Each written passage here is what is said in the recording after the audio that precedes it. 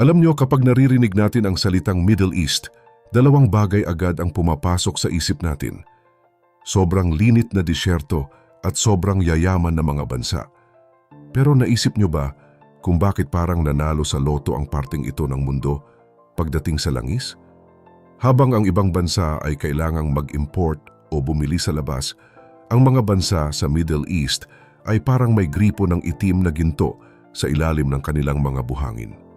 Hindi lang ito basta tsamba o swerte sa drawing ng mapa dahil may mas malalim na dahilan kung bakit kahit saan ka maghukay sa kanila ay tila ginto ang lumalabas.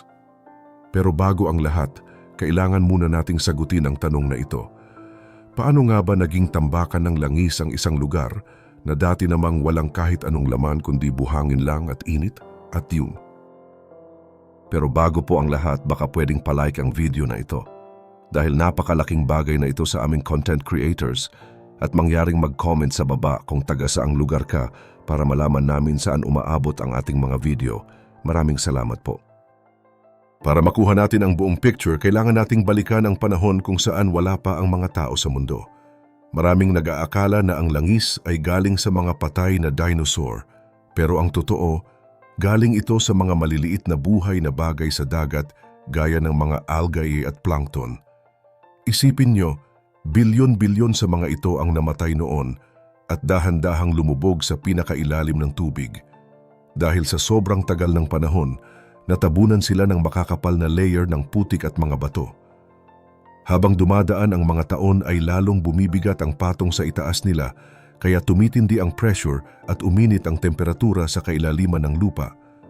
Ang init at bigat na ito ang parang nagluto sa mga patay na organismo hanggang sa maging malapot na itim na likido na tinatawag nating krudo.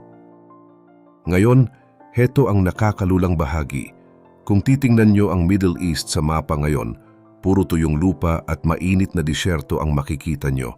Kaya nakakapagtaka, paano nagkaroon ng napakaraming langis na galing sa dagat sa isang lugar na wala namang tubig?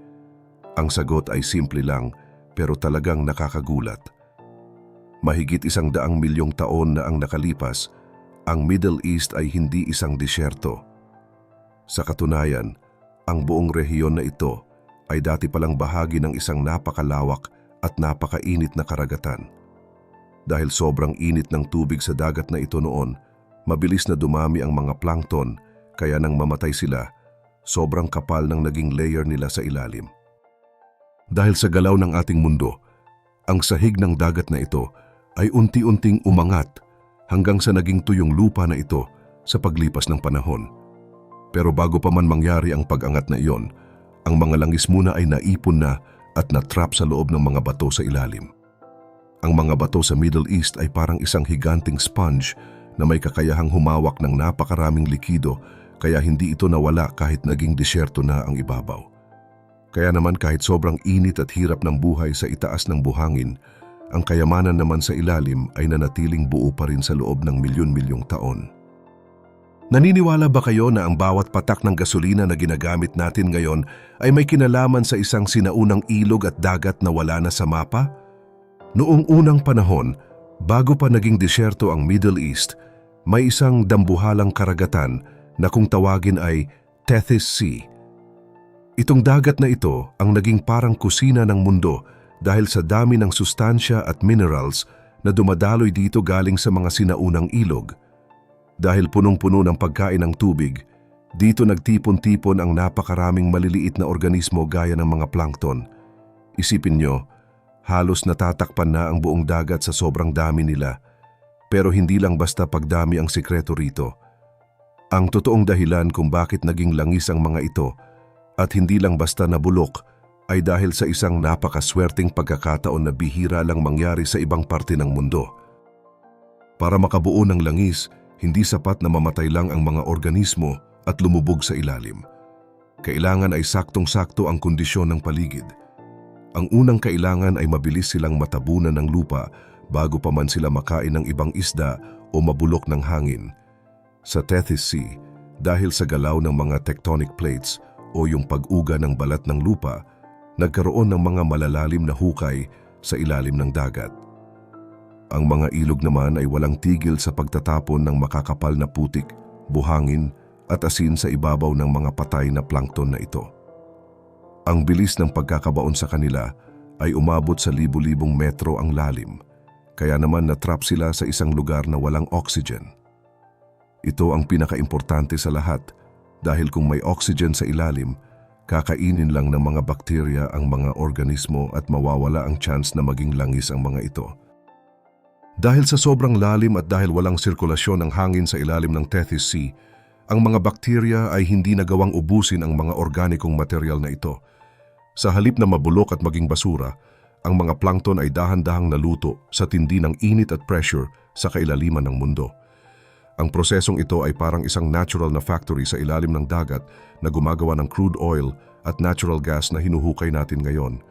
Kaya naman yung mga lugar na dati ay pinakasahig ng dagat, sila na ngayon ang mga pinakamalalaking oil producers sa buong Middle East.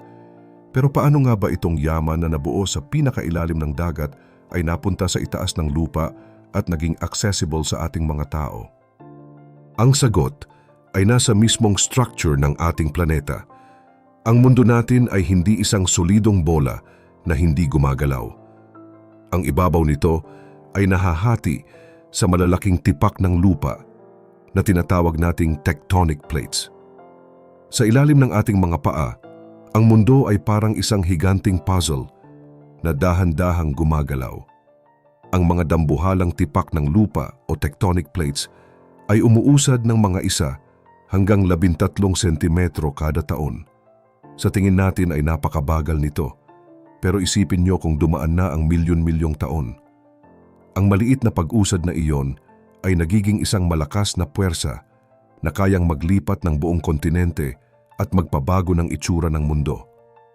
Dahil sa init sa loob ng ating planeta, walang tigil ang paggalaw na ito na siyang naging susi para ang yaman sa ilalim ng dagat ay mapunta sa kamay ng mga tao sa Middle East.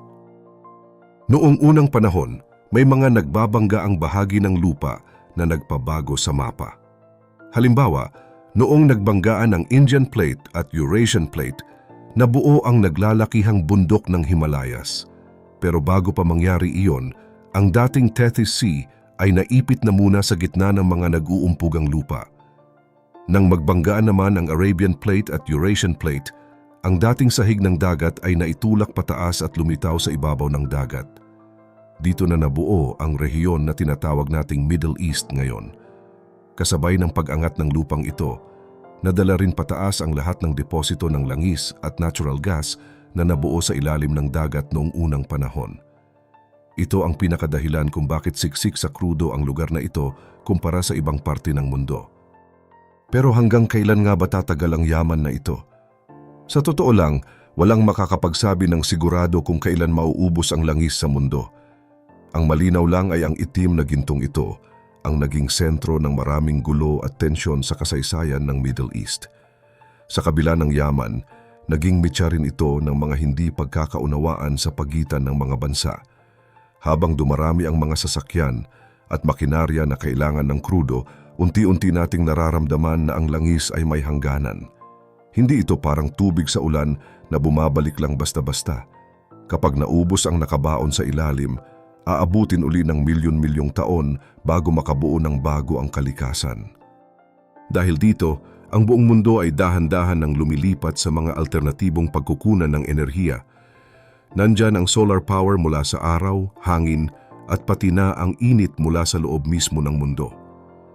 Ang pagbabagong ito ay hindi lang para makatipid, kundi para na rin iligtas ang ating planeta mula sa polusyon at pabago-bagong panahon. Sa bawat paggamit natin ng malinis na enerhiya, nababawasan ang dumi sa hangin at tubig na iniinom natin. Napaka-interesante na ang kwentong nagsimula sa mga maliliit na organismo sa ilalim ng dagat ay siya palang magtutulak sa atin na mag-isip ng mas matalinong paraan para mabuhay. Sa dami ng mga pagbabagong nangyayari sa ating teknolohiya at sa presyo ng bilihin, ramdam na ramdam natin ang epekto ng langis sa ating buhay. Mula sa pamasahe hanggang sa presyo ng pagkain, lahat ay nakatali sa itim na likidong ito. Kayo ba? Sa tingin nyo ay handa na ba ang Pilipinas at ang buong mundo na tuluyang iwanan ang paggamit ng langis at lumipat sa mas malinis na source ng kuryente?